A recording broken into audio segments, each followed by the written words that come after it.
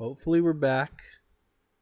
Sorry about the technical difficulties. Let me check really quick on Twitch.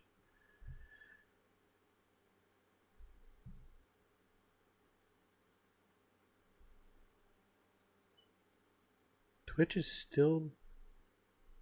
What is going on? Oh, man. All right, hold on.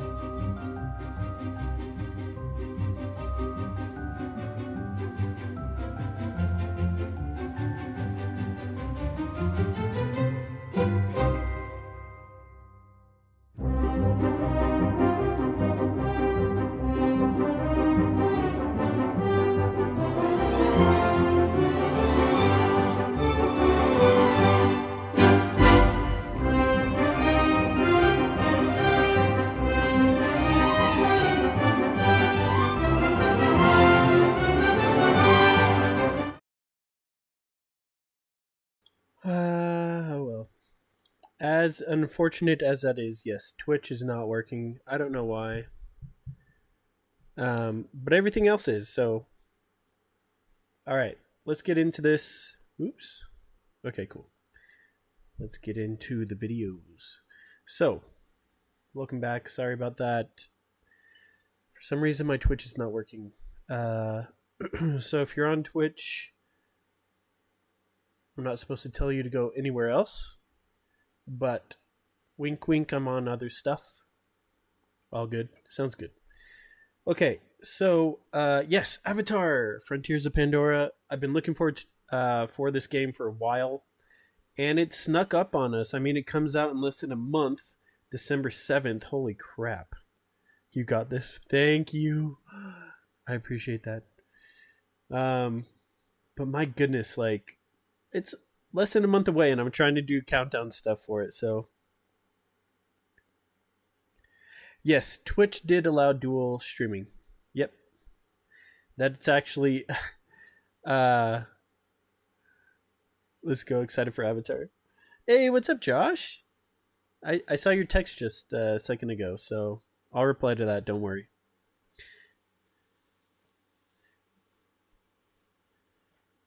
Go Tortoise White Horns. Guess who pre-ordered Hogwarts Legacy on Switch? Oh, no way. Nice. My mom did too. My mom's like super excited. It keeps getting delayed, and my mom keeps like talking smack on the game. She hasn't even like watched any of my streams or anything. She's like, this game's probably trash.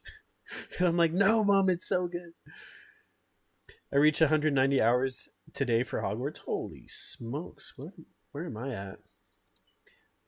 I mean I haven't played since I beat the game, but I'm still curious. 64 hours.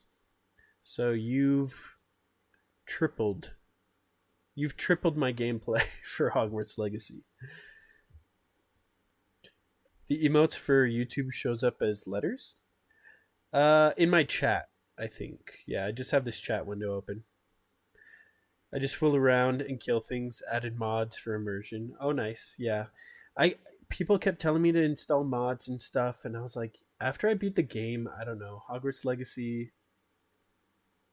It's an incredible game, but when you beat the story, it just kind of I don't know. I don't know. You explore the whole world playing the main story. So after that, it's kind of like, oh, I don't have a lot to do. But yeah. So, Avatar Frontiers comes out in less than a month. If you are looking to stay updated with Avatar, highly recommend following them on X, Twitter, because that's where they update everything. They last updated 5 hours ago. Said if you play on the PS5, you get the Warrior Pack for free, because PlayStation takes all the good stuff. They did with Hogwarts Legacy as well.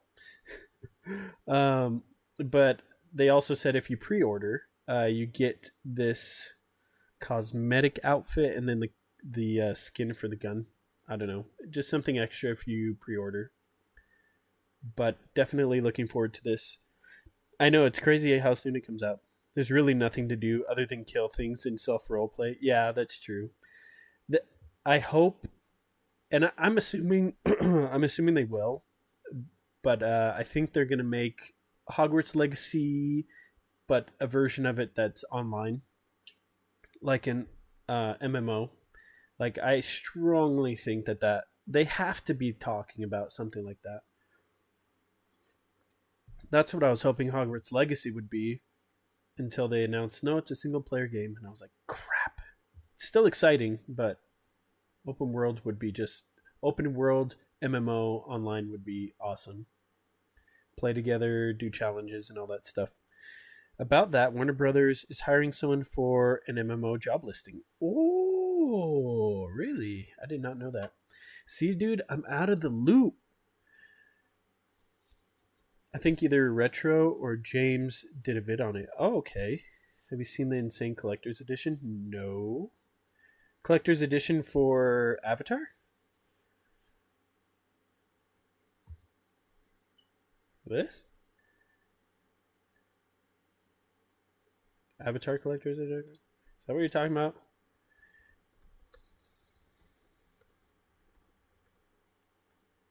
No, I have not. Avatar. Crap. Oops. Why am I blanking on Frontiers of Pandora? Come on.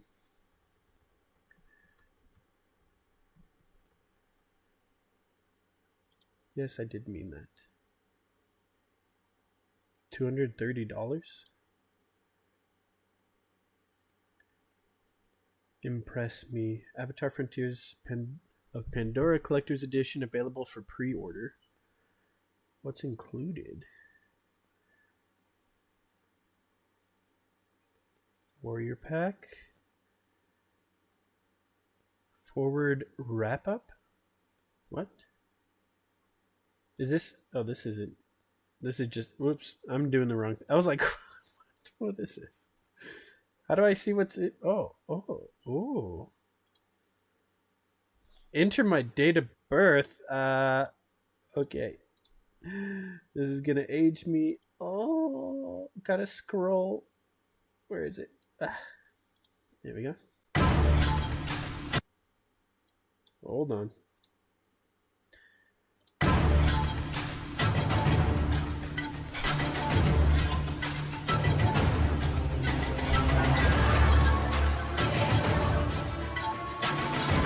My ears are gonna bleed.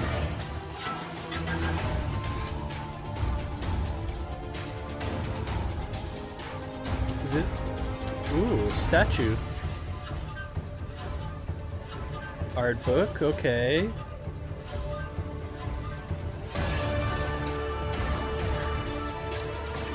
Field notebook, oh, that's kind of cool.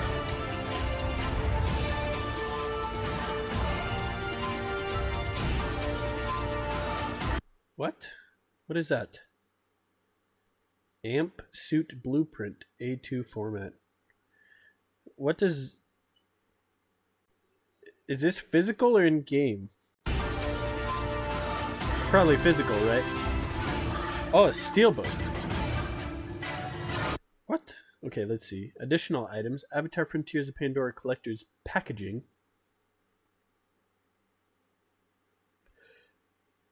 What? Why would they even... that bugs me. I'm gonna be honest, but okay. Let me back up a little bit. I'm not a huge fan of collector's editions. I feel like it's... I mean, like I said, Avatar, I'm a huge fan of Avatar, right? I love Avatar. I've been to Avatar Land in Florida at Disney World, at the Animal Kingdom. I've been there multiple times. My favorite film series is Avatar, which this is obviously a part of. But this just seems like a waste of money. If you have to try and get people to buy this and you're marketing the packaging, ugh, like I just hate that. Ugh, it's disgusting. Set of 3 lithographs though. I like lithographs. I think those are cool. Numbered certificate of authenticity. Okay.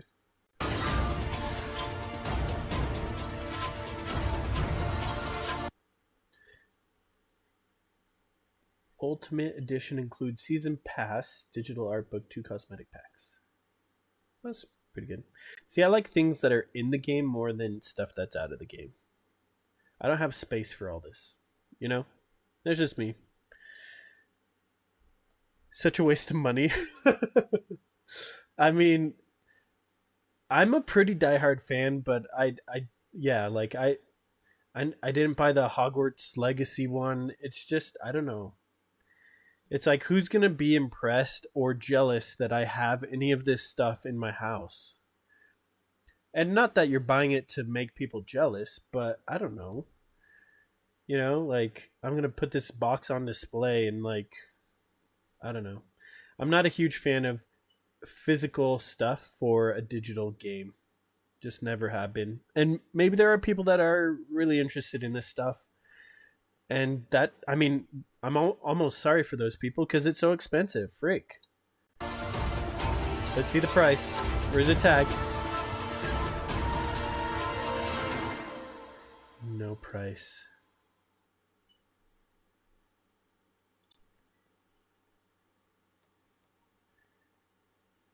And it's out of stock on the Xbox. Holy crap. Collector's Edition pre-order is available for the PS5.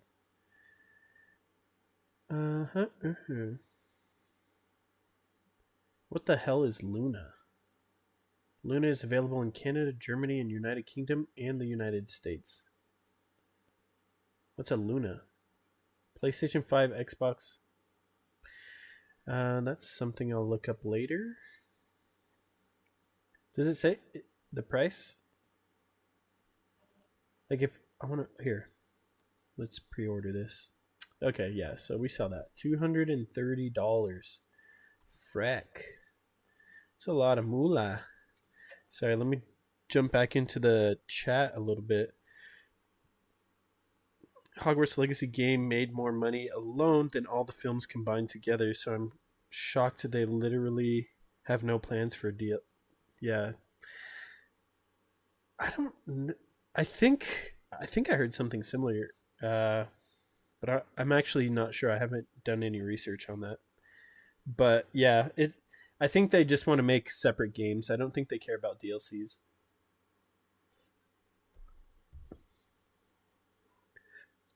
It's just a bunch of paper other than the statue. They probably will have a PDF somewhere. Yeah. I mean, how much is a game? Where can I buy the game? I haven't even. I mean, this is how bad I am, man. You probably aren't seeing what I'm looking at. Pandora. Is it not on Steam? Where do I buy the game? Is it on Epic? I'm guessing it's like $70. Pandora.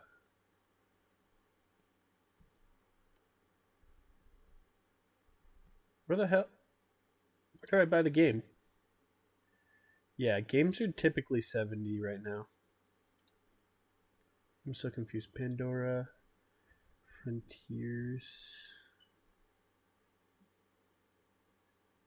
Oh, Avatar, sorry.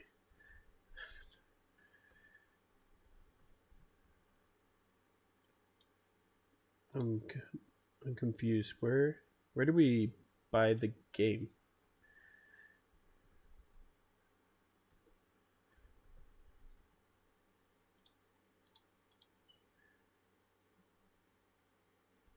Then it'll be $80. Prices are going up. Yeah, I know, dude. It sucks. Yeah, I'm not sure where to freaking buy the Avatar game. Where is it available on PC? Ubisoft, Sony. Where to purchase Avatar Frontiers of Pandora for PC? Did I just buy it on their website? It's not on like a... Look at us learning stuff together. It's only on that website with the collector's edition. Yeah, see, here it is, 70. So interesting. So it's not on. Man, this website looks dope. Like scrolling down to this, I'm like, woo! Okay. Getting distracted a lot. That's okay though. That's why we're here. We're here to explore. So like I said, if you would like to purchase Avatar Frontiers of Pandora, or I'm sorry, if you would like to stay updated on news and such, they have their Avatar Frontiers of Pandora Twitter or X, and I highly recommend just following there. Also, might as well follow Dirtbag Face while you're at it, because I like to repost this stuff when I see it. So, okay, let's hop over into the videos. I've lined up 5 videos or so. We'll see if we can get through all of them. I want to get through all of them. So, it turns out I didn't know this, but look, oh, you can't, I don't know if you can see it, but, we have some previews. Some people played the game, and there's gameplay and gameplay impressions. And then someone put like 20 things you need to know before you buy the game. And so there's a lot of spoilers coming up. So just be aware. The first thing we're going to watch, though, is the official story trailer, which Ubisoft posted themselves. So let's check it out.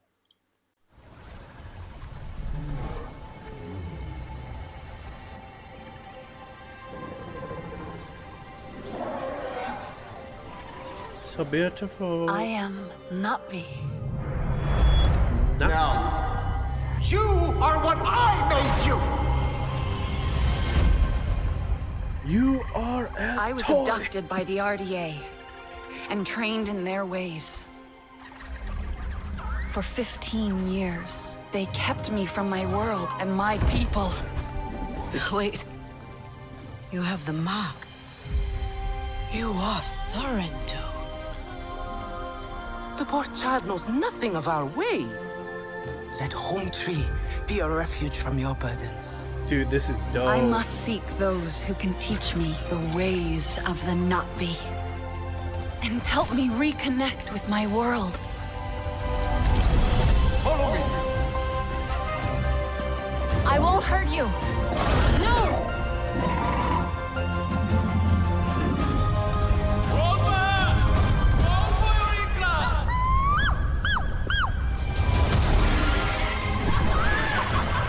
I just got chills so bad. You are starting to think like a Nazi. Now, we will teach you to ride like one. Now Pandora is under attack again.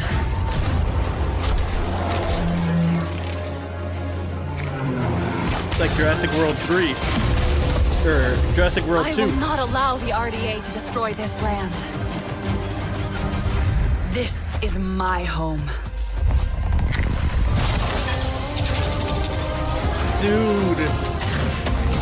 The Na'vi will fight on your side against the RDA.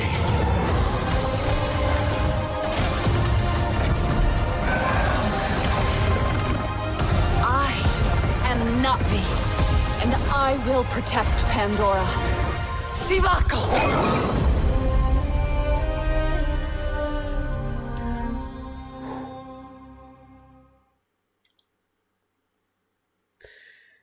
Oh my gosh, that was so good.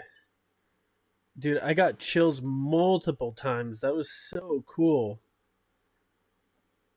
Wow.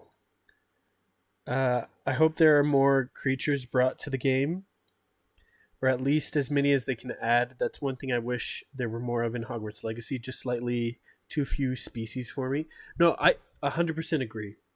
I felt like Hogwarts Legacy, like you find the 15 different species and then you're like, all right, that's it. So, nothing really to hunt for, as Hogwarts Legacy just retweet something. That's funny. But yeah, I felt the same way. I really hope there's just this array, this live, this living world. I kind of trust them. I'm going to be honest. I love Ubisoft in general, I think, right? I think we can put some trust just because of their, history. But, I'm just thinking back to the first film. There's just so many creatures, when, I forget his name, but when he gets lost in the woods because he got separated from his group, this is kind of towards the beginning. He's at night, he's just like trying to survive, and there's so many different creatures out there. So I totally agree with you. Like, I think if they really make the environment alive and not just like, oh, here's the banshee and here's, the five main things. Like, if there's little things, all the details are included, I think it's going to be really immersive. Wow, man. Like, there's some parts, like this part where she jumps, I got chills and I like got a little emotional. That was just so good. Wow. Yeah, there's so many, so it'll be so cool to see. Same with underwater. Oh, you got a point there. I'm going to be honest. I talk about being a huge fan. I have not seen the second film. And the reason... Okay, calm down. Jeez, calm down. The reason is because my first...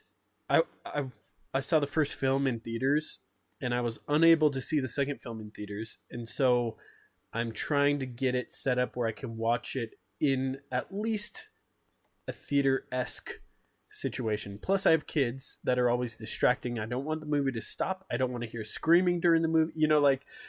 There's things I'm trying to set myself up for, like, a viewing that is just as perfect as possible. Subnautica has tons of creatures, so I hope this captures that too. Yeah, I have Subnautica. I've never played it, but I've watched plenty of it. I want to play it with my new VR that I bought. So possibly some VR streams in the near future. But yeah, completely agree. Way of Water is so good. Oh my gosh. I'm so excited, dude. I mean, I'm going to have to watch it. This game's coming out in less than a month. I can't play this game and not watch the film. Welcome, foolish mortals. Ooh. Hey, what's up? Thank you so much for the follow. Gargantuan in spem. How's it going? Is the stream over there black? Promotion? Oh, come on, man. Be a buddy, don't be a salesman. Come watch at my house. Ooh, tempting, dude. I'll have to double check. I have to confirm that my wife doesn't want to watch it with, or that my wife is okay with me watching it without her. So, anyways, Gargantuan, good luck with your endeavors, but no, thank you. Okay, so I just need a breather. That was such a good story trailer. Okay. So we're going to hop over to this video. Avatar Frontiers of Pandora, the first preview. This is by IGN. We all know IGN. Let's see what they have to say. Granted, IGN has recently, I think it was Hogwarts Legacy, right? They had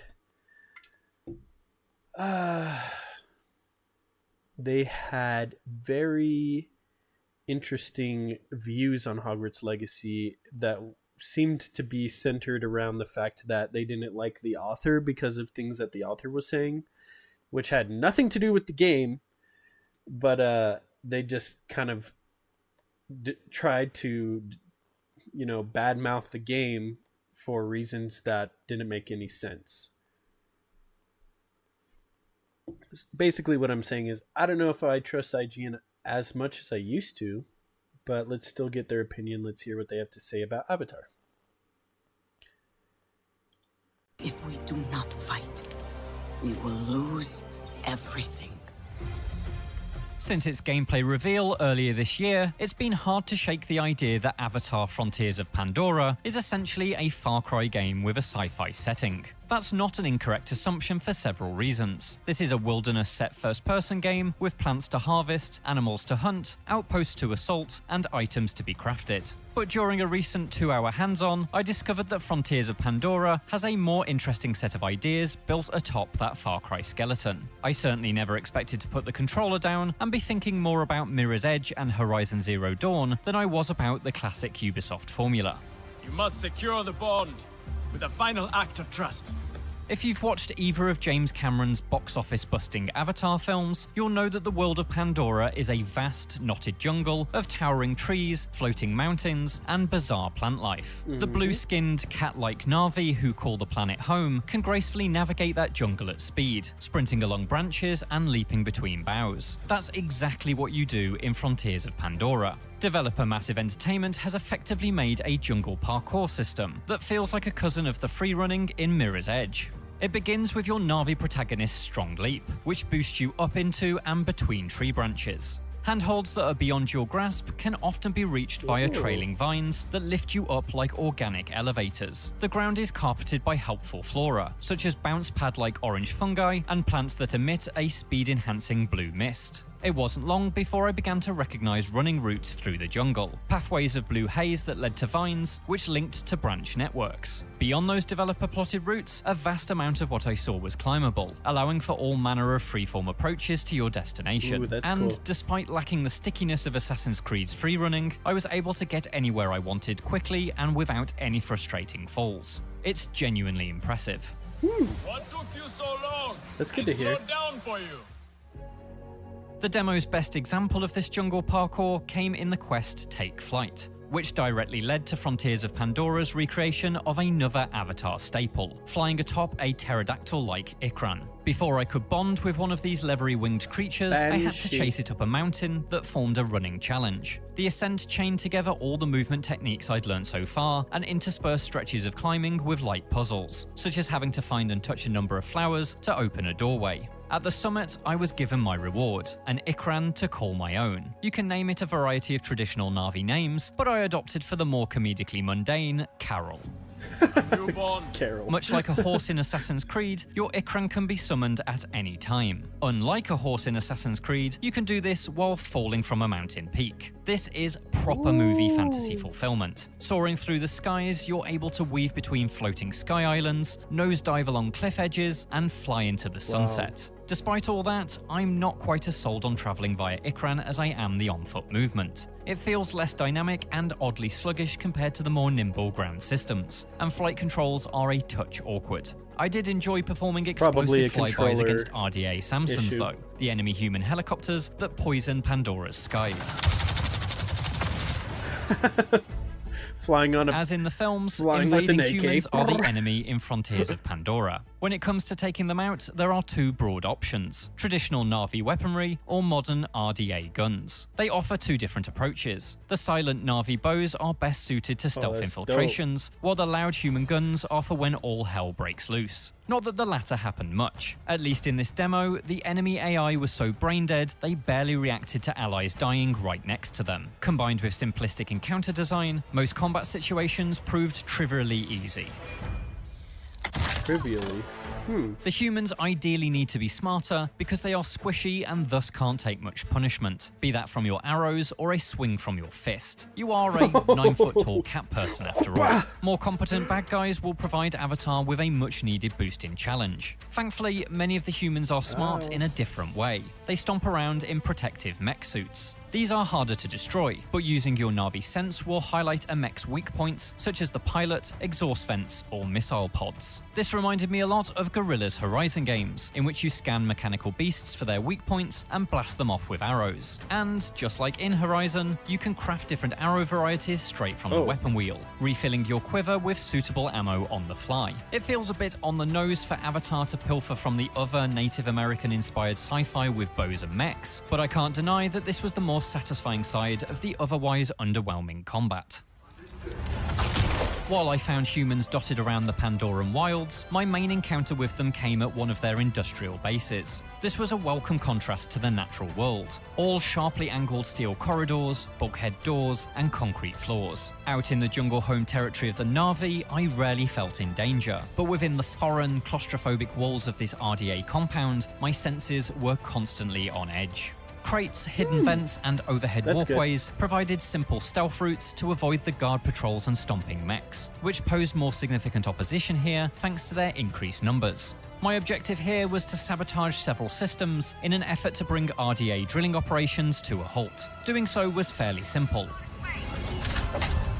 Nothing more complicated than pulling levers or dabbling in a bit of Watch Dogs-ish hacking. And so the real challenge was slinking between patrol gaps to do my work unseen. This was, more than anything in the demo, the most Far Cry feeling element, a classic outpost takedown. But thanks to that aforementioned contrast to the natural world, it didn't feel as tired as you might expect. This sort of traditional Far Cry work was a rarity though. If the demo's 2 hours are representative of Avatar as a whole, then a significant portion of your time will be spent doing more peaceful activities. You've earned this, so hold it up high. Yeah. You're fans of the grind, of kneading and flattening, because you know saving time is never as important as cherishing it. You are fighters. Let's catch up on chat before we continue. Is this available in VR? Is this VR compatible? Dude, you're getting me freaking pumped. Is this VR compatible? I didn't even think about that till just now. I forgot it was first person. I hope they have an easy way to switch between third person and first person, like in Skyrim. I don't know. I didn't catch that. And falling, summoning is so dope. Oh, I know. Like you get all the way to the top, jump off, and then there's no repercussions because you just call out your freaking... No idea it would make sense since it's first person. I'm gonna guess no. Is Avatar Frontiers of Pandora VR capable?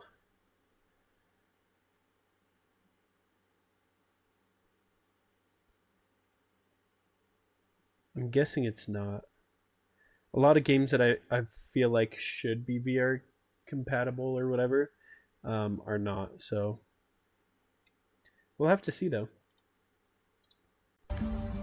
The film's natural world focus is represented here by an increased hunter-gatherer approach compared to Ubisoft's other games. You need to frequently eat to ensure your health bar regenerates, so picking fruits and preparing meals with them is more central to the experience. Seemingly as a result of that, harvesting isn't a single-button tap job. You must instead take hold of the fruit and rotate the analog stick to find the right angle to pull from, similar to a lock-picking minigame. You can also hunt, but animals must be honorably killed with a bow. Shooting Pandora's wildlife with human bullets will spoil the meat. Among the side activities on offer were animals tagged by RDA darts, which had to be slowly approached and soothed before the needle was plucked out. This was all achieved by simply holding down one button, and so didn't offer all that much challenge. But I appreciate the thematic dedication to Avatar's nature-loving soul. Yeah. Similarly, I found a huge rhino-like creature trapped in an RDA cage, and all it took was a few arrows to kill its captors and set it free. Hopefully the humans will put up better resistance in the full game, as otherwise these activities risk becoming box-ticking exercises. The other issue I hope Massive will address before release is signposting. Pandora is a densely detailed world, an incredibly beautiful place that constantly reacts to your presence, decorated with 1,000 things to see at any given time. That made finding very specific things something of a needle in a haystack. Sounds good, dude. Let you know about Baldur's Gate. I'll probably play Baldur's Gate and Alan Wake 2 coming next. Got to play something while we wait for Avatar, so. But I'll see you later, dude.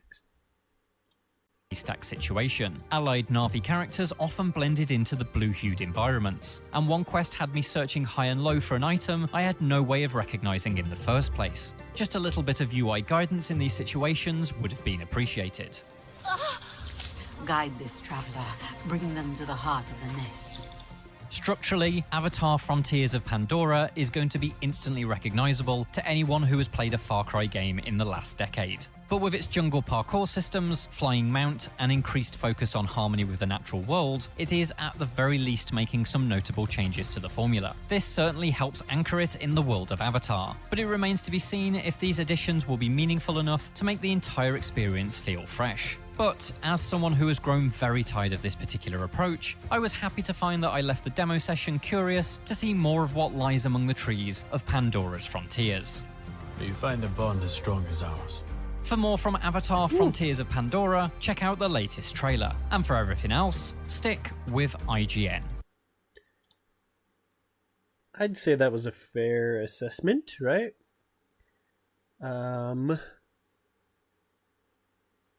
Yeah, I mean, there's nothing really. I haven't played the game, so I can't say otherwise. The good thing, though, is I've played Far Cry, but not like a ton. And so this might seem a lot more exciting and fresh for me versus someone that heavily plays those games that he was saying are very similar. So I'd say that's this was all pretty positive. Things that they can adjust, as well as probably, like he was saying, the difficulty with the humans, with the NPCs. So.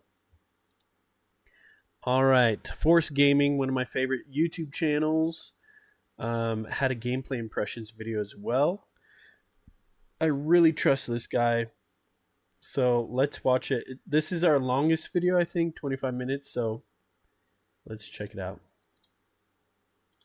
Hey everyone, what's up? Welcome back. Force here, and today I'm going to talk with you a bit about Avatar Frontiers of Pandora. A couple weeks ago, I got a chance to sit down and go hands-on with a preview build for the game. This is a new first-person open-world shooter from Ubisoft, set, of course, in the Avatar universe. Now, I've seen a lot of early impressions already go out for this, and I kept seeing continual references to the Far Cry series, but it's worth noting that this game is being developed by Ubisoft Massive, the studio behind The Division. This isn't the Far Cry team making a Far Cry game with an Avatar skin. No, this is the Division team making their very first-person open world game, although that distinction might not be necessary as there is an undeniable resemblance in the game's structure to that of the Far Cry series. However, I'm not quite sure as of yet how much of that is just down to the fact that this is an open world game and has many of the expected open world systems and features. I sat down for a little over 2 hours with the game, which was enough for me to see and do a few things, but really not that much. I will say at least my initial gut reaction was that this feels a bit different from any Ubisoft open world game that I have played in recent memory. How much of that is due to the game setting versus the mechanics and structure? Well, we'll have to wait and see until I get the chance to play that's so cool. much You can more. As swim. of now, though, with the time I did have, I got to do a bit of exploration, gathering, hunting. I tested out the game's combat, completed a few side activities, along with a couple of main story quests. And overall, my impression was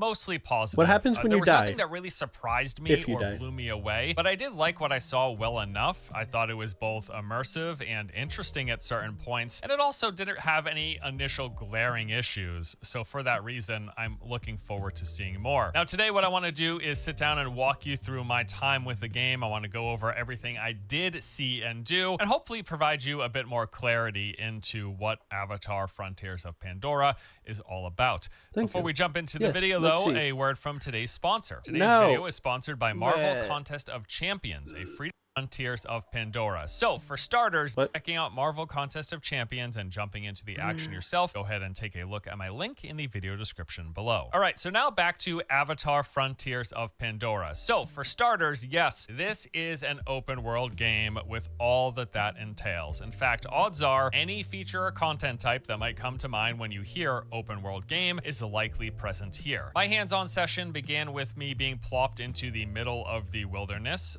some length into the game's campaign with a bunch of the sections already revealed of the map and parts of it cleared. I was just told to go and do whatever you want. So I wandered around a bit, and when I did, here's what I noticed. There were enemy camps. Mostly I saw outpost and mining installations that were constructed by the Human Militaristic Corp known as the RDA. They've come to Pandora looking to plunder its natural resources and have set up camps all over the place to do just that. So when you come across a camp, you just go in, eliminate all the enemies, and capture that location. Doing so then allows nature to creep back in, which provides new valuable resources for you to collect. Unfortunately, in the build that I was playing, we were restricted to a limited area of the open world, and as far as I saw, all of these camps in that area were already cleared. So I actually didn't get to go through and see that process myself from start to finish, although the map did indicate areas where outposts once were and notated that they had been recaptured. I actually visited one of those recaptured locations, and I saw that it was full of these different hostile wildlife, but no more RDA. Had some containers and chests that I could loot, and then it was also overgrown with all sorts of plants. Speaking of which, plants, plants, and more plants. Everywhere you look in this game, there are plants. The environment is just so densely packed with this massive variety of plant life, but this isn't just window dressing that's nice to look at. Much of it is helpful and useful as well. So there are, of course, resource plants to collect, used for both crafting and cooking. Some of this can be instantly gathered on the go, while others actually require you to stop for a little mini game where you have to find the proper angle to pull, usually a fruit or something like that, free from the plant's stalk. The game even has this system known as harvesting conditions, where for certain plants there will be these ideal circumstances for harvesting them, like it should be sunny, rainy, or even nighttime, and meeting those conditions will then reward a higher rarity of that resource. There are buff plants with all sorts of benefits for you while you're exploring. There are plants that heal, increase your run speed, or even enhance the damage you deal. There are traversal plants that can assist with moving through the environment, like folded over leaves that act as a launching pad, bouncy sunflowers that will shoot you straight up in the air, and hanging vines that you can pull on in order to climb. There are even progression plants like the bell sprig, which will permanently increase your maximum health. Some of these will be found out in the open, while others require a bit more figuring out. They could be placed in obscure locations, like in a cave with a hidden entrance, or inside. Step into Wix Studio, the new web creation platform built for agencies. Out of a tree trunk that requires you to climb before you drop down into it. And then there are The hostile plants. Oh boy, these are something. All sorts of hostile IG plants had of never different talked about this. varieties. Ones that spew out some sort of poison, ones that impale you with spikes, cover you with a sticky substance that restricts movement, shocks you with electric bolts, or even explodes into a ball of fire So if you get many. too close. I am sure that this is one of those things where when you play the game for a bunch, you spend enough time with it, you'll be able to learn how to quickly spot out which plants to avoid. But in my 2-hour window, I didn't have enough time to do that, and I just felt like I was constantly stumbling into all sorts of different dangerous plants, usually taking damage as a result. Now, beyond all the plants, there is of course a lot of different wildlife, a mix of friendly, neutral, and hostile creatures. You'll come across animals in distress, which you can aid. For example, I found this storm beast who had an RDA tracking device lodged into its side. I was actually able to soothe it to calm it down, which allowed me to approach close enough to remove the device. This was basically like a mini event, a dynamic event that you could come across, and it rewarded me some rare parts. You're going to see a wide array of neutral creatures wandering around everywhere you go, basically, some of which you'll want to hunt to harvest for their crafting resources. And then there's also an assortment of aggressive creatures that will just straight up attack you even if unprovoked. All different shapes, sizes, and temperaments for the wildlife in this game. Tons of plants, tons of wildlife. Also, while you're out exploring, you're going to come across other Navi, creatures like you. They'll usually be in small groups. Often they're going to call out to you if you walk near them. You approach them, and sometimes they'll just want to chat, either sharing their thoughts or discussing some recent events. Other times they'll have like a side quest for you to take on, or even just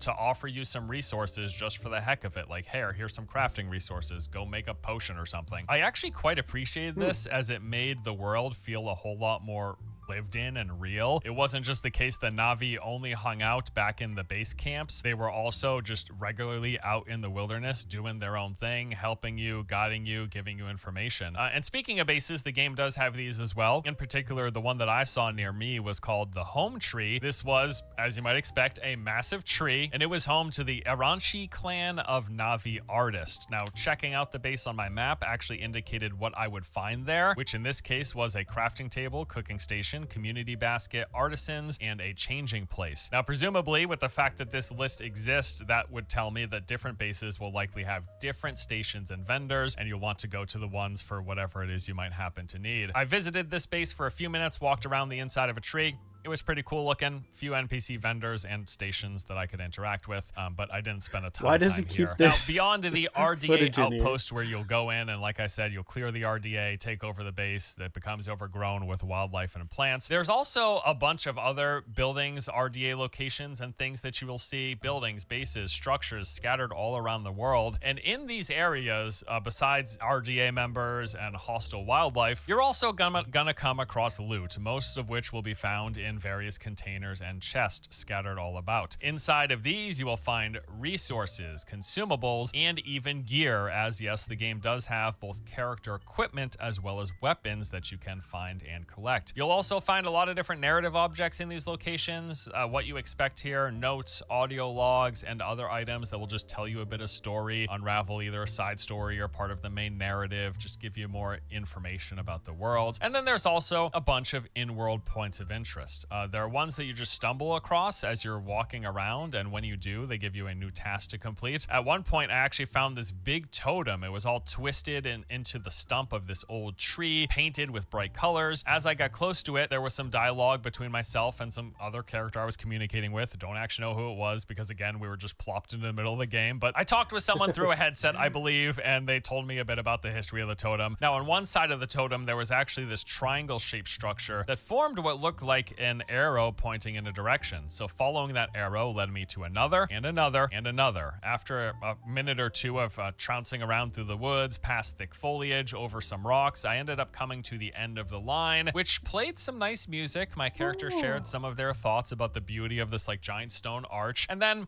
I gained some experience. So yeah, points of interest that you find, and there'll be things there that you do, different like in-world activities that give you some experience, because this game has like character leveling as well. Other points of interest I came across in my playtime included an abandoned RDA field lab, which is actually where I could go to do some very specific crafting and even get some weapon upgrades. There was a workbench here that clearly could be interacted with and used. I just had to power it up first. I didn't find the time to do it, but that is something that exists. I also happened happened to come across at one point this crashed helicopter, and there were some RDA mech units around it, and they were shooting wildlife, so I engaged with them. My longbow made pretty quick work of it. They themselves dropped some ammunition, and then there was also, next to the helicopter, a bunch of containers that had some loot inside. The game has a day-night cycle as well, which I did get to see in action. There is also weather conditions, so you're gonna have like foggy and rainy weather depending on where it's at the moment. This not only has an impact on visibility, but also gameplay. For example, as I mentioned earlier, some resources will yield more during certain weather conditions or time of day conditions. And you can even pass the time. There are various campfires around the world. If you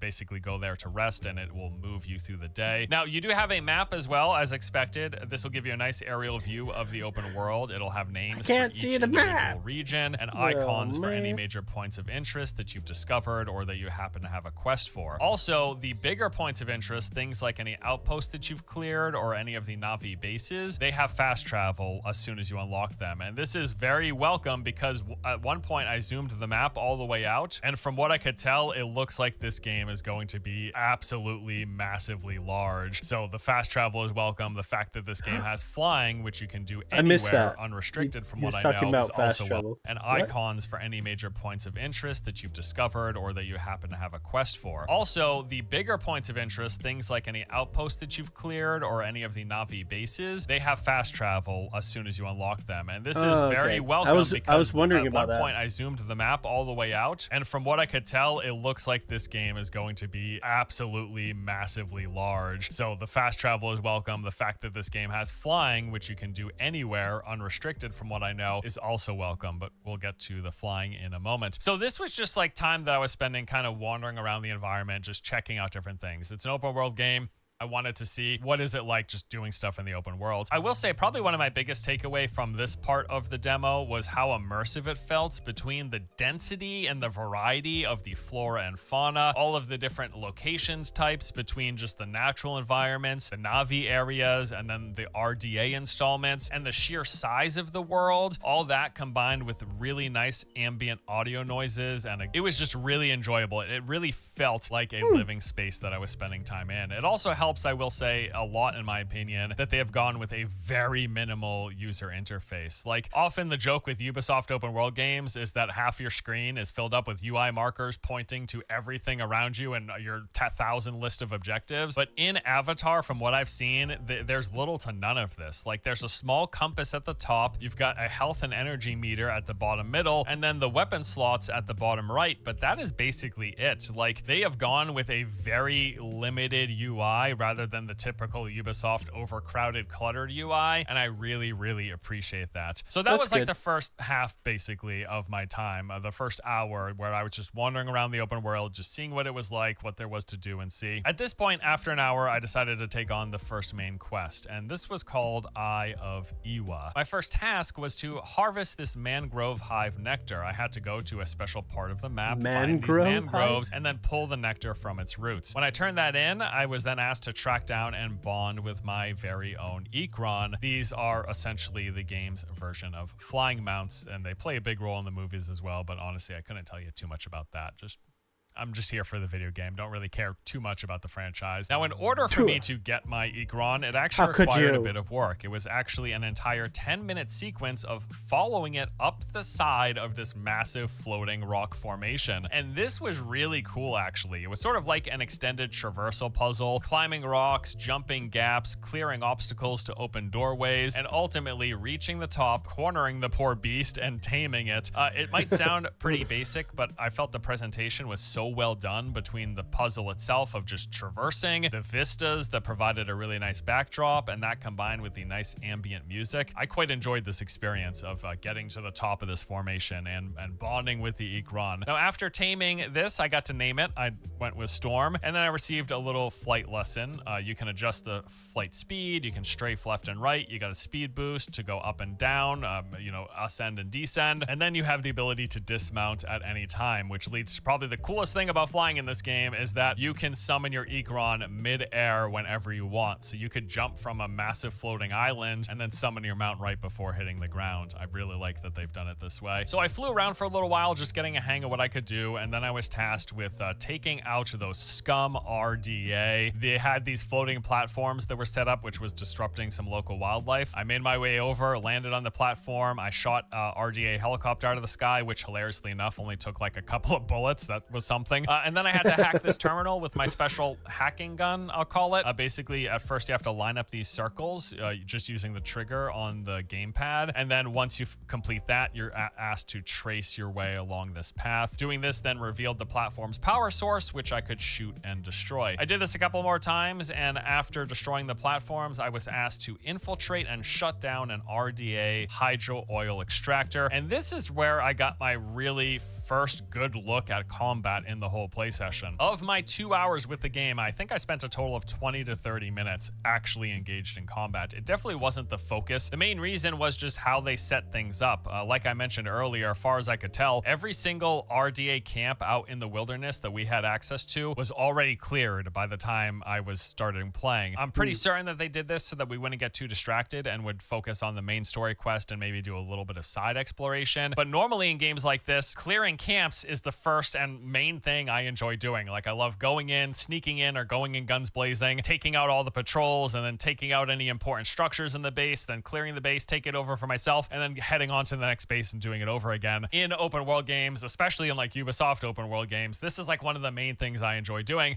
but that really wasn't an option in this particular play session, because yes, all of the RDA camps were already cleared, so my combat didn't come until the very tail end of my hands-on time. When I did finally reach that point in the main story quest where they asked me to go here, I headed to the outpost and I did the base clearing thing. It had a mix of foot soldiers, mechs, as well as turrets. Now, I tried sneaking in at first. Initially it was successful. I was able to one-shot this patrolling soldier with my longbow, but then I tried shooting the weak spot on a mech, hoping it would just explode it or disable it and I could keep going silently. That's not what happened. It didn't die. It was pissed off and it alerted the entire base, at which point set off the alarms, put everyone on high alert, searching for me, and also activating those turrets. Now, my primary goal here was to get into the facility and shut down 2 drill towers, turn off the generators, and then close down a water pipeline. I did that while also taking out every enemy I could see. And during this, getting to actually spend some time with fighting, it seemed fine. It was all pretty straightforward in terms of features and mechanics. You point and shoot, you aim for the weak points, but there wasn't a lot of depth beyond that. For the movement, you've got a sprint, slide, jump, and crouch. There do appear to be some light stealth mechanics, although nothing intense, and I didn't see what looked like a stealth takedown. Maybe it's there, but I didn't happen to see it. So what are you doing when you're actually fighting? Well, it pretty much boils down to you have a punch for a melee and then ranged attacks. Lots of ranged attack options. In fact, fighting from a distance does seem to be the main focus here in Avatar, as I saw no melee weapons besides the punch. I guess it's possible that that changes later on, but not as far as I saw. There were 3 tiers of bows from what I saw: light, heavy, and longbow. The longbow had the longest draw time, but also hit the hardest and had the longest range. The light bow drew quickly, but wasn't as powerful and had a shorter range. And then the heavy bow looked to split the difference. I would actually say that the bow gameplay felt quite good, and every bow had a real nice thwunk sound to it when you let go of the arrow, sending it hurling towards the enemy. There was a nice feel to the bow gameplay, is how I would simply put it. There are also RDA weapons, which are basically just guns. Now, an assault rifle is what I had access to in the demo. I'm going to assume that there will be other human-based weaponry as well, things like pistols, shotguns, SMGs, and We've other seen rifles. the Not grenade certain, launcher. but I'm hoping there's more than just an assault rifle, right? And then you have the staff sling, which can be used to launch various grenades like stun and explosive. I didn't make too much use of it, but this is another tool at your disposal. You also have the tool of X-ray vision. You can actually toggle this at any time. It doesn't even have a resource, and when doing so, it will highlight any interactable objects, collectibles, loot containers, objectives, and hostile creatures. It's like Batman vision. You see through the walls, you know where the enemies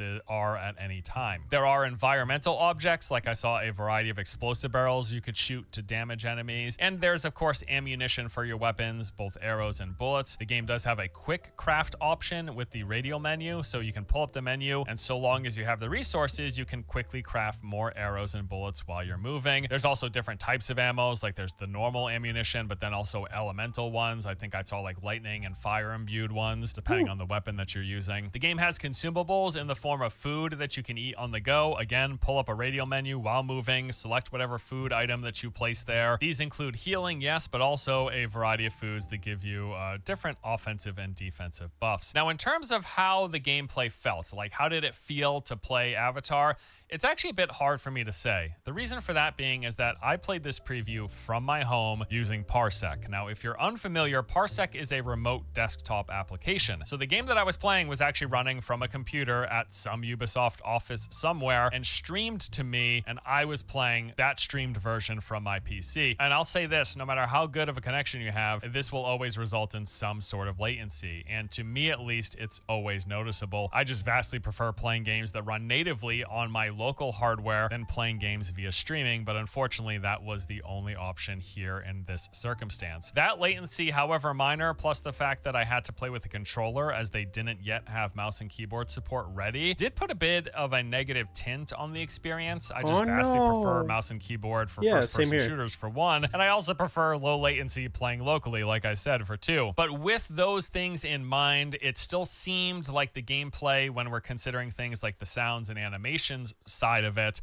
that seemed well done enough. Like I said, pretty basic, pretty bare bones in terms of feature set. That could be a consequence of where we were in the game. Maybe, I don't know how far into the game we were, basically. Was it 1 hour? Was it 5 hours? Was it 10 hours into the campaign? How much into the game's feature set had we really unlocked?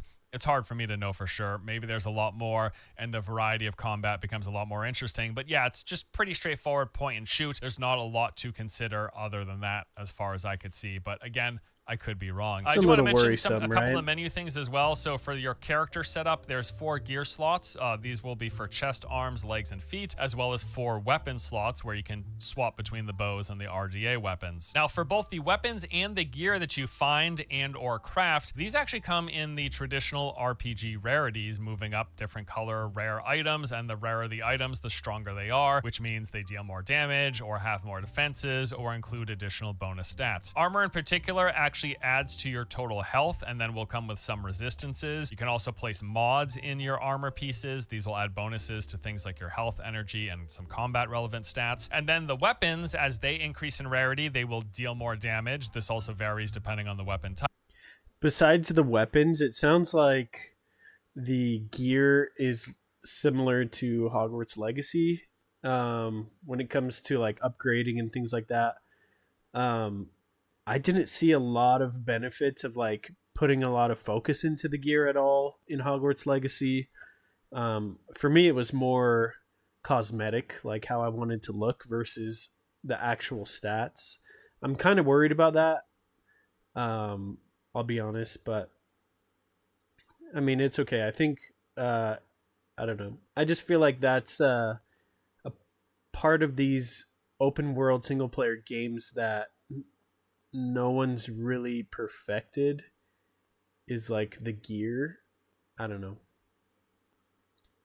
In Hogwarts Legacy, I didn't really notice a difference, and I'm just assuming that this is going to be similar. Having said that, I mean, all I'm looking at is a blue screen, so I have no idea.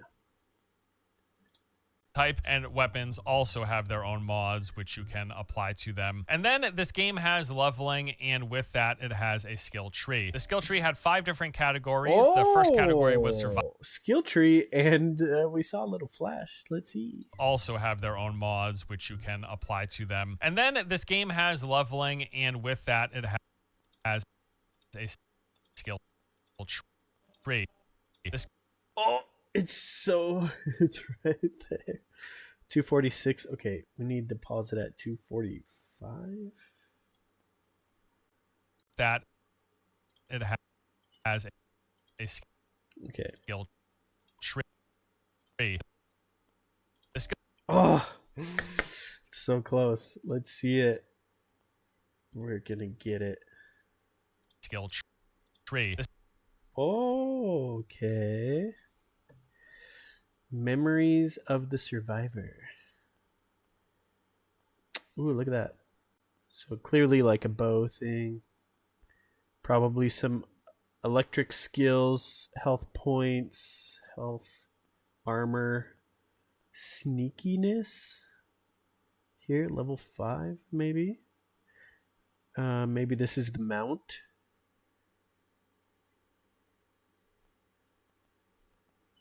Look at us doing some detective work. Okay, I liked skill tree. I'm trying to think. Did Hogwarts Legacy had skill stuff that you could do too?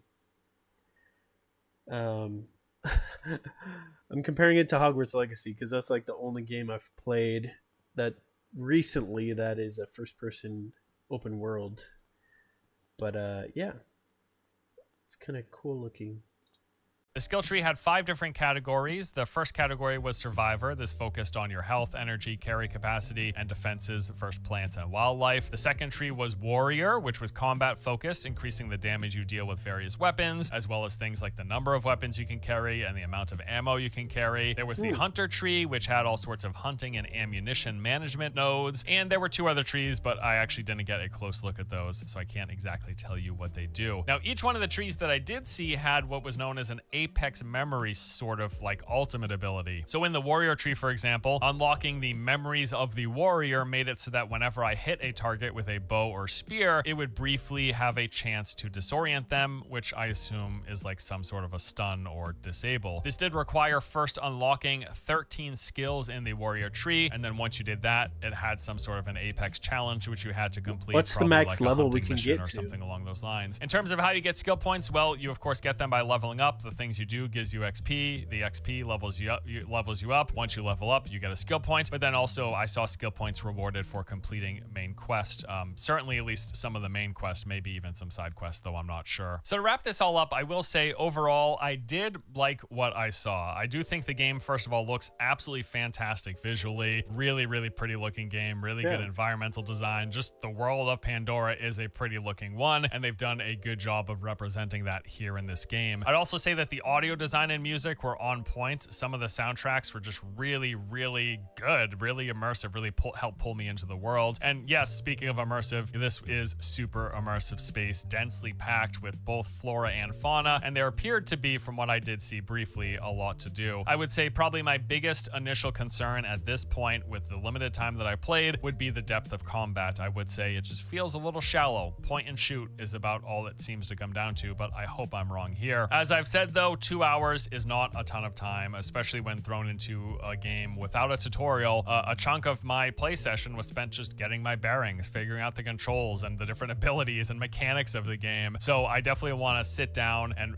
really get a good chunk of time to play through uninterrupted before I form any solid impressions. But still, overall, yes, I did enjoy my time with Avatar Frontiers of Pandora. And that is going to do it for today's video. Thank you so much for watching. Hope you enjoyed it. Hope this gives you some more details, information, and gives you a clear picture of what this game is all about. And yeah, well, here's the thing.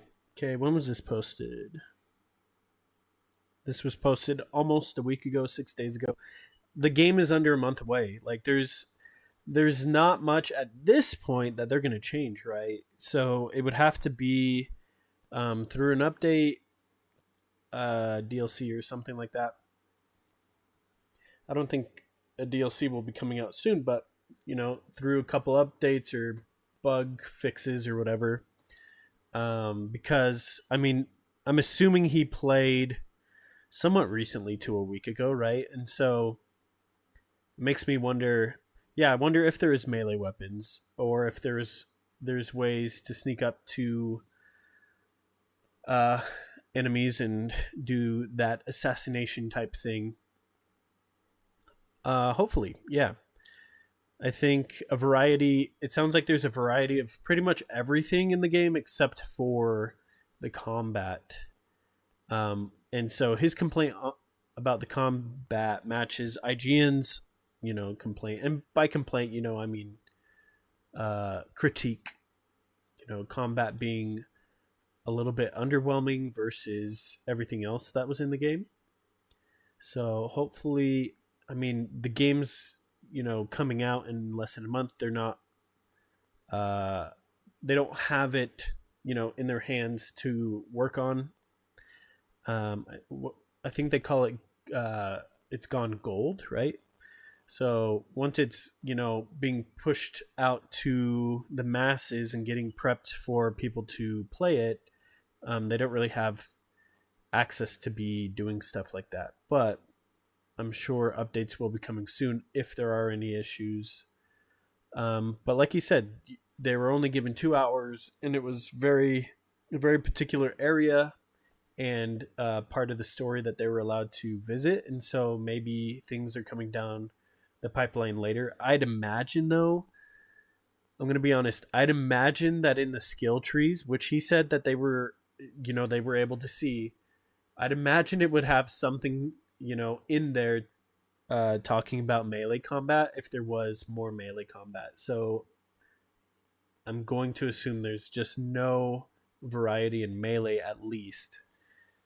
And wouldn't he see skills for, you know, other weaponry? I don't know. It just makes me wonder, since he says that, you know, what he played was very simplistic when it comes to combat, but he also got to look at the skill trees. So wouldn't it say something on there that would be like, oh, actually there's more combat than what I was available, you know, made available to see. Interesting. All right. We got Avatar Frontiers Pandora gameplay and impressions from Jack Frags. Let's see. I don't know if I want to watch that because we just watched a bunch of gameplay. Know this before buying Frontiers of Pandora. Yeah, let's watch both. We got time. Welcome to Avatar Frontiers of Pandora. This is a brand new open world action adventure game, FPS, developed by Massive Entertainment, you know, the people that make The Division. And it's also on the Snowdrop engine, which is a pretty nice looking engine, published by Ubisoft. So big thanks to them for giving me early access to the game today. I'm allowed to play for a couple hours here. So yeah, I'm interested in checking it out. And my current quest is to climb up these rocks here and get myself an Ikron, which is a dragon-like creature which I can apparently use to fly around on, you know, like in the movie. Is that a jump pad? Ooh, yeah, it is. Oh, that's cool. Wow, so look at the colors. He's talking while he's playing. So long? Mate, you've done this before. Where do I go? That thing? Oh. Made a rope for me. You shoot it? Yeah, this guy is leading me through. They announced this game in 2017, by the way, so it's been cooking for a while. The devs did a bit of a presentation before we started playing too. Can I jump to that? Yeah. Oh. And this is actually really cool. You can play in co-op as well, which is intriguing. You can play in co-op? I enjoy the music. What? Is that the one I'm looking for? Are you the Ikron for me? Maybe. I am high up right now. Look at this. I thought they were called Banshees. Little dash in the air as well. Ikron's being noisy. There's a ride at Animal Kingdom, you know, at Disney World. Yep. Where you ridden it. Fly on the back of that. It's so good. It's a big jump. Whoa. Oh. Easy. Dude, I thought he was dead. There it is. Waiting for me. I don't know. Maybe that's a different one. Who knows? We'll find out. Just got to keep going up and up and up here. Okay, let's give it a go. Whoa! Easy there. This one's like, yeah. Let me show you how I transformed the summer mood board into one perfect for the fall season with linked assets in Adobe Express. Ooh, oh, what is that? Is that a snake? It's gonna bite him. The animal sees the tentacles coming towards him. He's like, get the F off me. She has made herself yours. It's a she? Oh, I get to name her. I'm gonna go with Storm. I feel like that's a good one. I like X-Men as well, so yeah, let's do it. A new bond. You must secure the bond with a final act of trust. You're gonna push me off, aren't you? A kiss. How do I? Oh shit!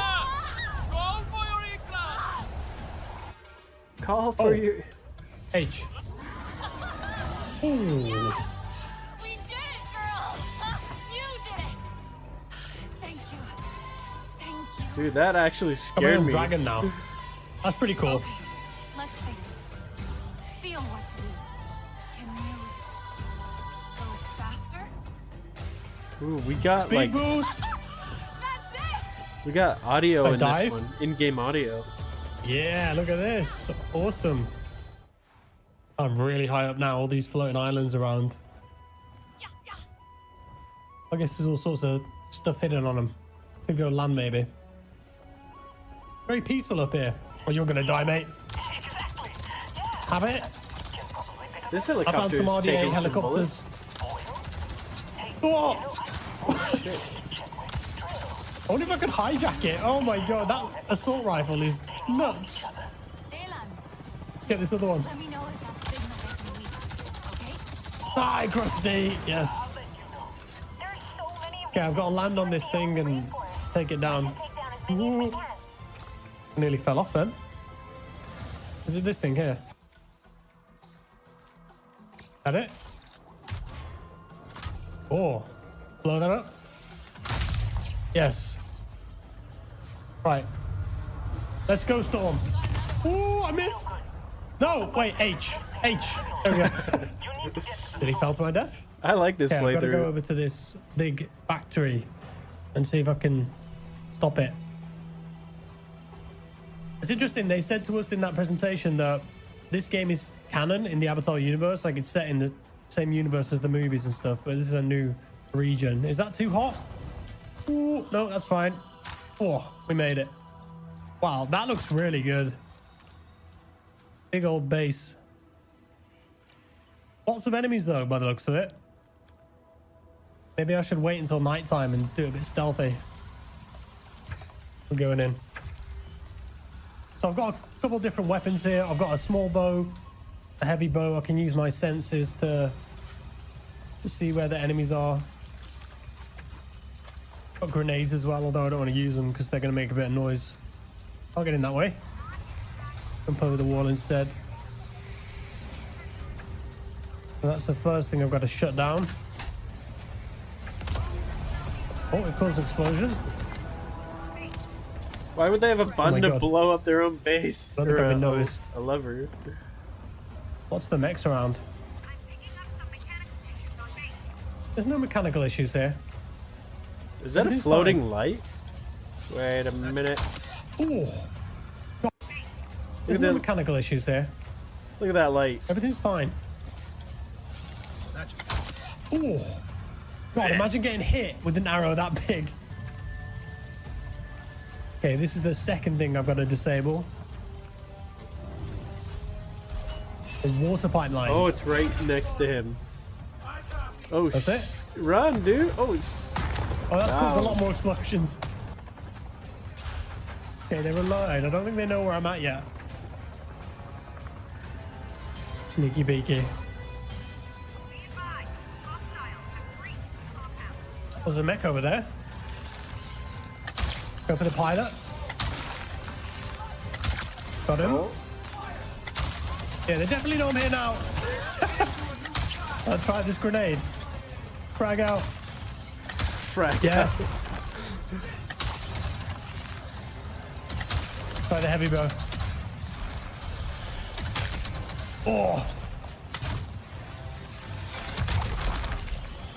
Oh, that seems to do way more damage. We clear? Right, that's the third thing there. All that. What is that? Oh. Wow, okay, the assault rifle does way more damage than the bow.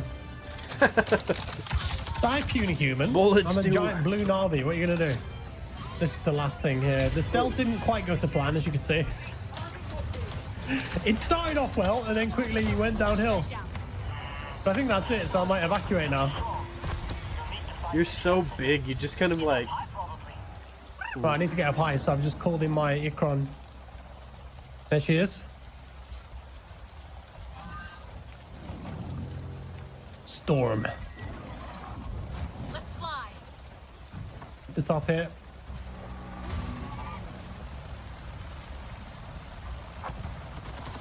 Oh, what is that? Uh-oh. I'm out. Try the big bow again.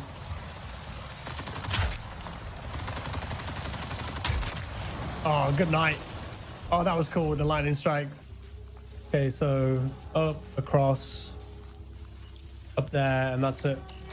I think I only had 1 second there. That's it. Transmitter destroyed. GG. Okay, I've got like 15 minutes left of the demo, so I'm gonna just land somewhere and then maybe explore for a bit and see what I can find. Like, see what the open world's like. Run around a bit. What is that? Do I hunt it? Do I help it? It's weak. Take it. Looks Take like it it's down. got something stuck in it. Hey, you're going to be okay. A tracer dart or something? Oh, got it. Nice. Spare parts. He got it? Oh, his body's there. Yeah, so I think that's for the crafting and the cooking. Like, you can get fruit and stuff like this. Just pull it off. No idea what that is, but I'm taking it. So I was just told that you can put an explosive in people with this thing. What? Oop. Enjoy that. I love this bioluminescent stuff on the ground at nighttime. Wait, the whole forest, the jungle, what the hell was like that? this. Just pull it off. No idea what that is, but I'm taking it. So I was just told that you can put an explosive in people. The unsung hunter. Locate the crash.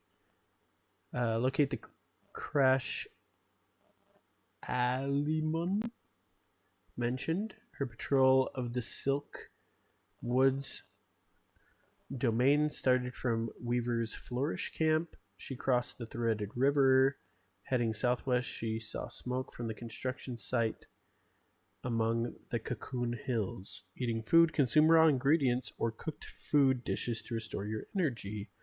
Dishes also provide temporary buffs, which can be beneficial in specific situations to help you against the RDA. What is this weapon? You're like a freaking mosquito, like inserting E. coli or wait, no. West Nile virus or something. With this thing. Oop. Enjoy that. What the heck? I love this bioluminescent stuff on the ground at nighttime. The whole forest, the jungle, it comes to life. Should light Pandora, up. I should say. When his feet Comes to touch, it life. should light up underneath his feet, I think, right? Fun just running around like this, looking at everything. I found some bodies here. Can we just drop some kind of warhead on that tree of theirs? No, you leave the tree alone. Construction sites, they bust up our machines. Enough. But these things have a weak spot on the back. You gotta kill him Oh, fast. stealth is very good in this game. I do have skills as well, but I'm not allowed to show you those in this video. I can't show you any of the menu or the map or anything, so that's unfortunate. But there are skills that you can pick and choose from. Reinforcements. Oh. Oh, it's actual mech reinforcements. Oh, shoot. How do they get those in the helicopter? That's a good nailed him. question. Smoke him and then get a bit closer, maybe. Yes. I'm here. Die. Oh, yeah, I didn't mention either. There is gear score in the game too. So the guns have stats and the armor has stats and stuff. A dog? Oh my god, it is. You did all this in 15 minutes? Are they friendly? Doesn't sound like it. Get me away. Are they coming? Right. Explosive. It's the only way you'll learn. The other ones run they away. can't learn anymore, can they? Oh, it's so pretty in the day. Those floating islands up there, man. I'm getting big Far Cry vibes from this so far. That's what it feels like. What I've heard. I do like to cook. With my friend Jesse. What'd she give me? Hexapede fatty meat? No idea. There's some beef in the jungle. Oh, that's cool that you could hear it in And the they're going distance. What the heck? Wait. They're shooting that big animal. No. Not allowed. In its natural habitat, doing its own thing, and you guys come along. and try and kill it. Oh, they've got it captured. Can I save it?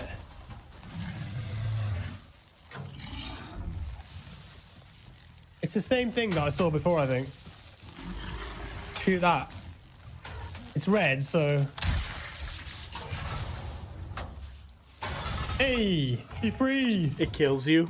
Live your life, man. Live out your dreams in Pandora. Whatever you've got going on out there. Ooh, ration I heard food. some more gunfire over here. On the left?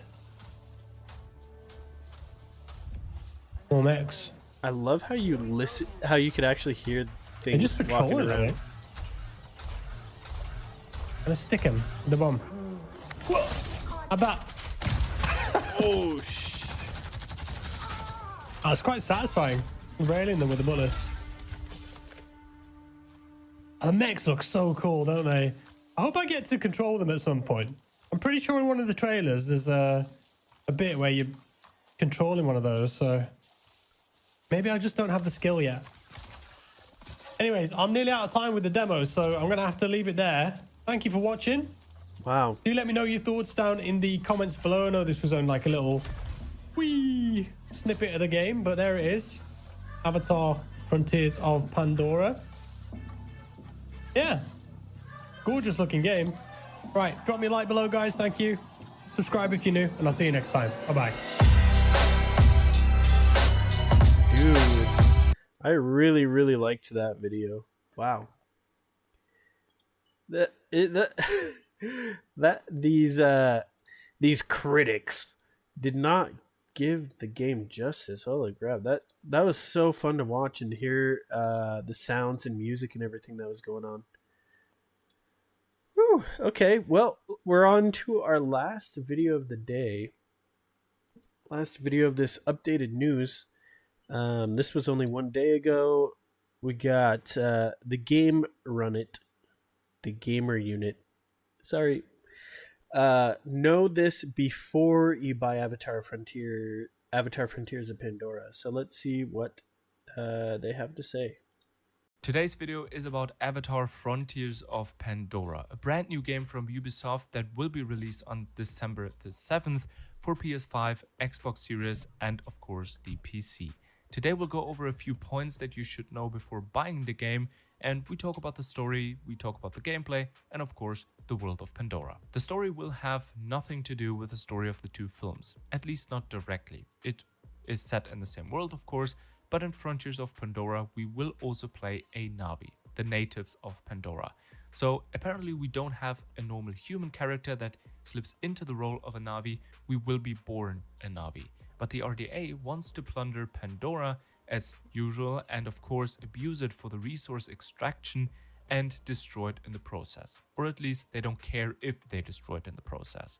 And the focus on the story is that we as a Na'vi have to stop this destruction.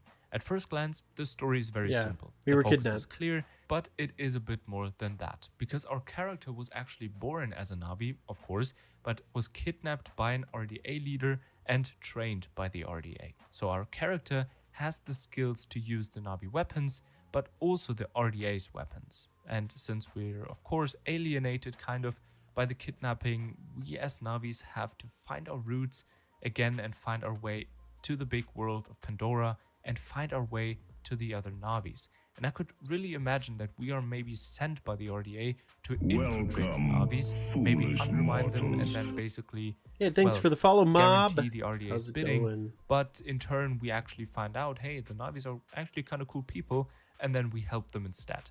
The focus will also be on interpersonal bonds, therefore. I mean, do you say interpersonal or inter-Na'vi bonds? I don't know. By the way, the game takes place 15 years after the first film, approximately. 50 and years? Before the second film. The gameplay is inspired by many games, as you can see. Parkour will play a pretty big role. The world of How does he know Pandora that? is very overgrown. Many games. 15 years after. Do you say interpersonal 15. or inter-Na'vi bonds? Sorry. I don't know. By the way, the game takes place 15 years after the first film, approximately, and before the second film. The gameplay is inspired by many games, as you can see. Parkour will play a pretty big role. The world of Pandora is very overgrown. and intertwined, which is why we can use our parkour skills to climb over all the branches and through the generally overgrown or intertwined forests. Some previews even talk about a great similarity to Mirror's Edge, which I, well, greatly appreciated because this was a great parkour game which, well, has been praised for the parkour system to this day. It wasn't a big story game or a big, character game where the focus was on the storytelling. Never played it was just so a I great don't parkour game. know. It was just fun to run around. And above all, the focus was on momentum, because the more momentum there was, well, the better you could climb and the more fun it was. And Avatar apparently goes a similar route, because there are different parkour mechanisms. There is the normal running, there's the climbing in general, but there are also branches that you could basically Ooh, I didn't get see much of the pulled swimming. Up. They're kind of Side note, for some reason, if you are on my Twitch account, some people are just seeing a black screen and some people are seeing the video. So if you are having trouble, you are more than welcome to head over to my YouTube, which is also streaming the same thing, and you can for sure see it there. I don't know. I even restarted my stream and it doesn't seem to be working on Twitch right now. So sorry about that, but yes, you can. There is another way to view what I'm viewing on my other channel. So, I'm going to try and upload the video, the video from YouTube onto my Twitch so that at least it's on there. But yeah, I don't know what's going on with Twitch right now. So, just a side note. All right, we'll continue. Trampolines. It's just a plant that kind of bounces you off the ground, which is also quite nice. And well, all in all, it is very similar to Mirror's Edge, which I, as I've said, greatly appreciate.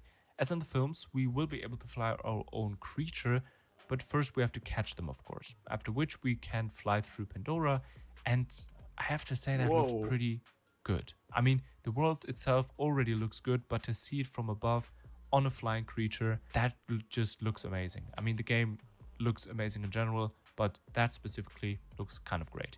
To fight our opponents, we also have two options. That looks like a Call of Duty clip. Tactically or loud and simple. Of course, both playing styles have their right to exist, whereby we can play quietly with the Navi weapons, for example the bow, and we can play loudly with the RDA weapons with, for example, a machine gun. What you prefer is of course up to you, and it looks like you really have the freedom to decide how you play. I mean, maybe in one or the other mission, you maybe have kind of a set rule. There is a stealth mission, you have to play the Navi weapons, or you have to play the RDA weapons, but in general it seems you could throw those really bombs have freedom from a to distance. choose how you play. When it comes to Navi weapons, we have heavy bows, we have long bows, we have short bows, but also spears and slings. Grenades. And maybe you could see rocket where launcher, it comes sorry. from. It is very similar to Horizon Forbidden West Pull or them out. Dawn, Get the where hell out those of types there. of weapons were basically all existent. The RDA weapons then include RPG, assault rifles, shotguns and grenades, and there is even a kind of hidden weapon that is marked with an X that isn't unlocked in the previews yet, but I'm very excited to see what that is. Maybe it's kind of a minigun or some sort of explosive weapon that we will get during the story. What was already criticized though in the previews is it is an Ubisoft game after all, but it is the, relatively poor combat AI of the opponents. I mean, this isn't very unusual for Ubisoft. The enemy AI wasn't always the great strengths of a Ubisoft game, but that is to be expected, and this is definitely not the focus of Avatar. But there are also a few different enemies, such as normal soldiers that probably have a few variations among themselves, or even heavier enemies who use mech suits and are therefore much more difficult to defeat. However, there are also weak points that you can use in combat and just to fight them better. The RDA bases in particular will play a major role. You will find these bases scattered throughout Pandora, and there you will have to fight some enemies and complete some objectives, and I imagine there will be a special reward either at the end of each base or at least after completing all the bases. They are said to be very similar to the radio towers in Far Cry. This is almost like whoever has played Far wrapping Cry up knows everything that we these know. towers have actually unlocked some pretty great stuff, or at least a lot of weapons in Far Cry. So the vendors now had Why would you? a certain I don't know where this footage came from, but this is a Like they were talking about how they have like light bows and heavy bows. And I saw one of the guys use a light bow, one shot, a human, and that was it. This guy, these heavy bows are for like super long distance or like taking down vehicles or like machinery. This person draws the bowstring, the heavy bowstring to the max, and then headshots this guy. Dude. Weapons in Far Cry. So the vendors now had a certain SMG, for example, or a certain pistol. Oh my gosh. Just because you unlocked that radio tower. And this Avatar player isn't really just hates Far Cry the for humans. People, Damn. but I think in that regard, it is very similar to Far Cry, and I hope that these bases don't just give you an XP boost, No or survivors. just a level or a skill point, but actually unlock some pretty meaningful Shotgun looks stuff that you dope. can use in the gameplay. Rocket In launcher Avatar, looks the dope. skill system will be divided Oh. into 5 parts. You will have the Did he get this from the same spot that I saw? Like grenade. Looks like Navi, weaponry, sneak. Oh, this is a little different. Because I think down here we saw something different. Oh yeah, there's your mount.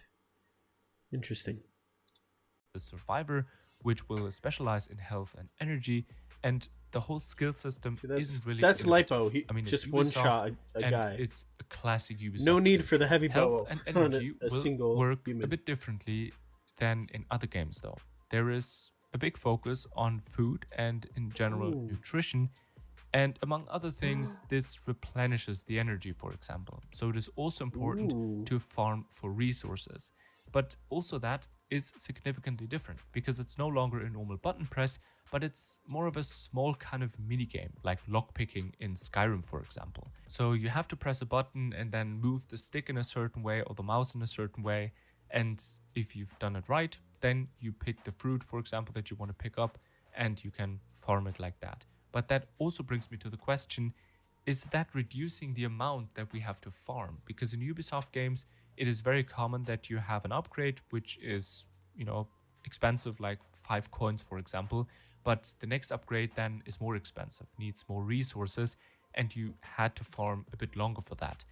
I imagine it to be kind of similar in Avatar, but I hope that we don't have to farm like hundreds of fruits, for example, or whatever we have to farm for these upgrades. I just don't think it would be a lot of fun. The first few times maybe, but if you have to do it 100 or 200 times just for an upgrade, I think that's just, a bit tiring. The warrior skill tree focuses on handling your weapons better. The hunter specializes in the use of materials, ammunition, and also escaping predators, which I think is very interesting because now normally we are this crazy strong character that nothing can defeat. Why would you use that on Avatar? a single person? We are becoming the hunted. So depending on the predator we have to fight, it's better to run than to engage. What in the fight. happens And when depending we on die? our strength of our character, That's my it question. is maybe even stupid to engage in a fight.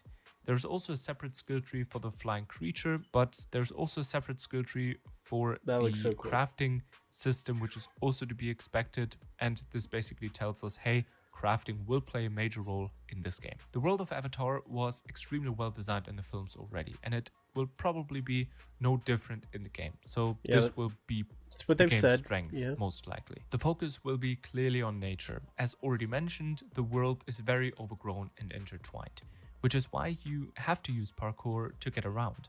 But the big weakness, however, as I've heard and read, is that it is sometimes so densely overgrown and intertwined. That guy in the white that you- shirt, he reminds me of come on brain. The white-haired guy in Stranger Things. That reminds me of that guy. He's like keeping you safe. He's using a child for their benefit or whatever. often can see what you need to look There's for. other So it's kids, other kids being trained with you. Definitely gives me Stranger Things vibes. Camouflaged, and therefore I really hope for some kind of accessibility feature that you can customize this a little bit. Maybe you have a disability and can't see that well, so you will need to rely on these accessibility feature. So I really hope that there is something like that. But a big improvement, however, is the reduction of the classical Ubisoft formula. That is something I definitely like to hear, because normally Ubisoft formula means collectibles. Well, I think we've pretty much covered it all. So, yes, the game looks pretty good. It sounds like. I really enjoyed Jack Frag's gameplay. That looked really cool. I think the game's going to be really fun. I think it's going... I mean, like I've said before, to be fair, the only single-player open world that I've played remotely recently was Hogwarts Legacy. And I feel like I'm going to get a very similar feeling as far as the gameplay to Hogwarts Legacy. I loved Hogwarts Legacy. I think it's incredible. I think it's immersive. But being an open world single player game, you know, you finish the game, or at least the main storyline, and it just, for me, there's just no reason to continue playing the game. There's nothing else, you know, that I haven't seen. I've captured or seen all the different types of animals. I've captured all the different bases, for example, in Avatar. And so I feel like, you know, there's an end to this game, which is fine. Far Cry, I'm sure, is very similar, where you reach a certain point and it's like, well, you know, I'm done playing this game. And I don't know. There's pros and cons to games like this, and I'm more of a fan of a game that is continuous. You know, there's reasons to come back to it. But I will, to be honest, I feel like these games do a lot better when it comes to story, when it comes to, you know, the quality of the game. Thinking back to like Diablo 4, like the story is incredible, but then the end game was just like not, you know, it's just very boring after that. And I don't know.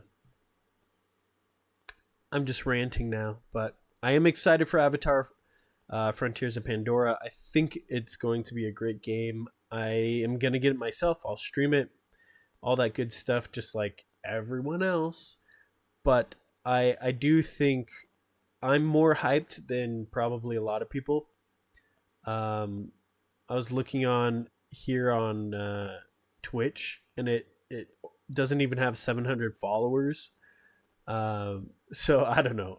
I'm excited for it. I think it's going to be an incredible game, and I think a lot of people are going to miss out, you know, on it. So we'll see. I'll cover it as much as I can in the next 3 weeks or so, like 3.5 weeks until it comes out, and then we'll play the game and we'll see how it goes. But yes, thank you guys so much for the support. Thanks for hanging out. Sorry again, I haven't streamed.